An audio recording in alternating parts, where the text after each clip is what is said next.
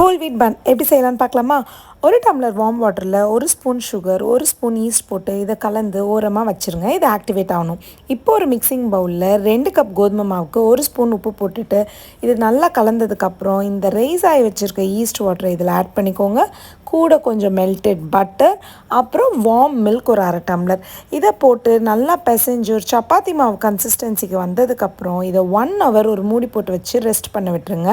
1 ஹவருக்கு அப்புறம் பார்த்திங்கன்னா டபுள் ஆகிருக்கும். இதை நல்லா பஞ்ச் பண்ணிவிட்டு ஒரு ஃப்ளாட் சர்ஃபேஸ்க்கு மூவ் பண்ணி நல்லா பிசைஞ்சு ஈக்குவல் போர்ஷனாக கட் பண்ணி எடுத்துக்கோங்க. இப்போ ஈச் போர்ஷனை நல்லா டக்கின் பண்ணி ஒரு நல்ல பாலாக ஃபார்ம் பண்ணதுக்கப்புறம் ஒரு 10 மினிட்ஸ் ரெஸ்ட் பண்ண விடுங்க. கொஞ்சம் ரைஸ் ஆனதுக்கப்புறம் பாலை தொட்டு லைட்டாக மில்க் வாஷ் பண்ணிவிட்டு மேலே கொஞ்சோன்னு எள்ளு தூவி அழகுக்காக ப்ரீ ஹீட்டட் ஓவனில் 180 டிகிரீஸில் 20 மினிட்ஸ் பேக் பண்ணி எடுத்திங்கன்னா டேஸ்டான ஹாட்டான பன் ரெடி. பார்க்கவே ரொம்ப அழகாக இருந்துச்சு.